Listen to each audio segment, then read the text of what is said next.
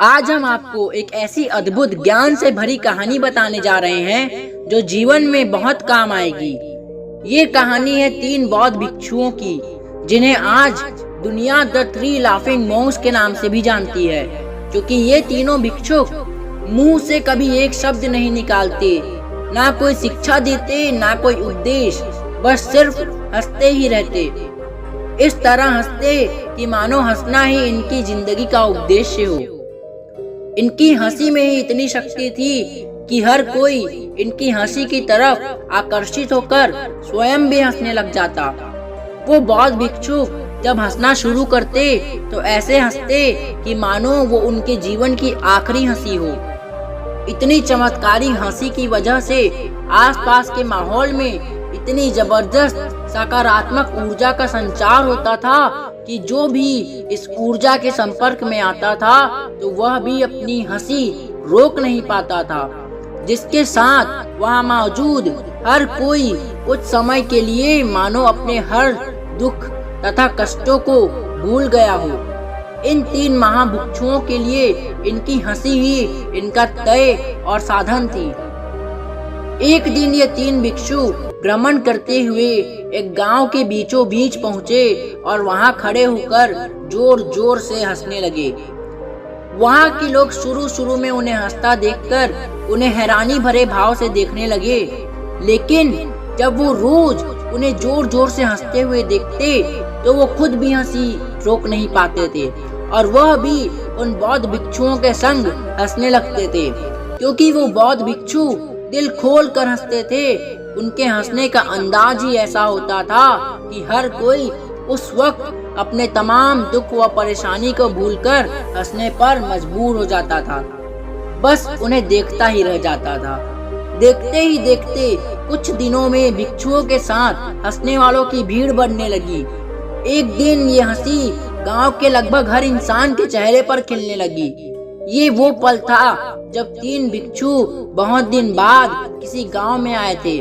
इन भिक्षुओं की हंसी ही उनकी प्रार्थना थी, क्योंकि वो किसी से एक शब्द भी नहीं बोलते थे, वे बस हंसी का माहौल बना देते थे। पूरे चाइना में उनको प्यार और इज्जत मिलने लगी। फिर एक दिन ऐसा भी आया जब एक गांव में तीनों भिक्षु में से एक की मृत्यु हो गई। वहां जैसे ही गांव के लोगों को यह बात पता चली तो गांव के लोगों की भीड़ जमा हो गई, ये देखने के लिए कि बाकी के 2 भिक्षु अब किस तरह रिएक्ट करेंगे, इस वक्त उनकी मनोदशा क्या होगी। जरूर आज वे बहुत उदास होंगे।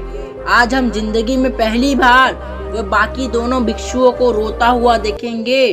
अब सब लोगों का यही मानना था, लेकिन जब धीरे धीरे लोगों की भीड़ उन भिक्षुओं के पास जमा होती गई, सब वहां का दृश्य देखकर दंग खड़े रह गए, क्योंकि बाकी के 2 भिक्षु जमीन पर पड़े तीसरे भिक्षु की मौत पर जोर जोर से हंस रहे थे। लगातार बस हंसते ही जा रहे थे।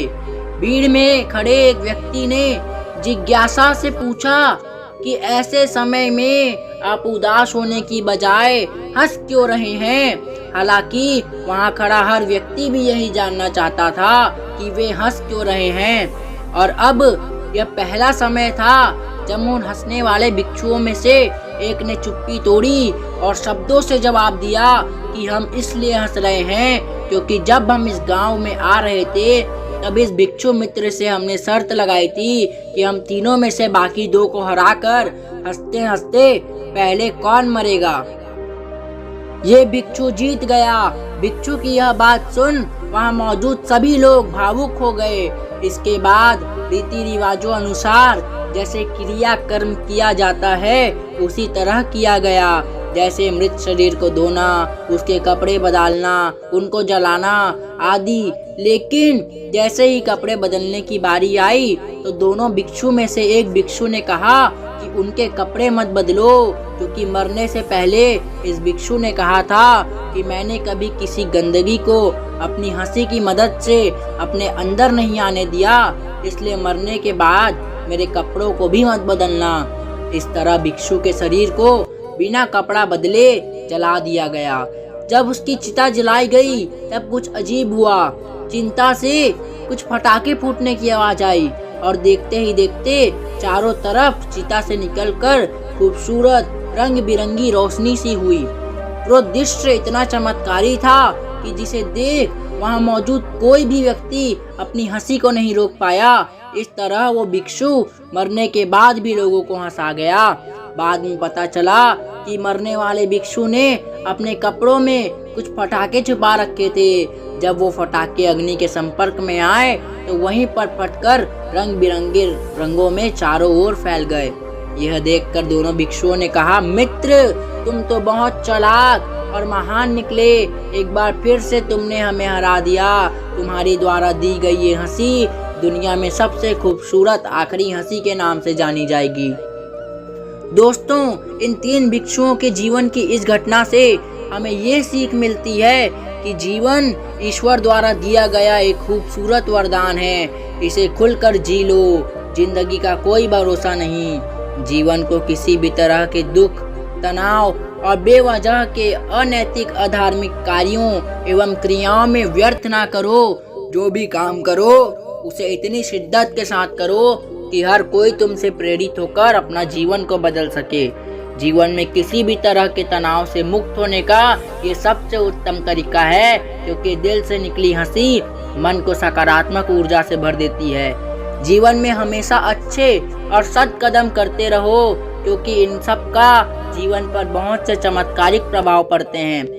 उम्मीद करता हूँ आज की इस कहानी से आपने खूबसूरत ज्ञान अर्जित किया होगा। हम अपने इस चैनल पर अद्भुत ज्ञान से भरी तमाम कहानियाँ लाते रहेंगे। हमसे जुड़े रहें। धन्यवाद।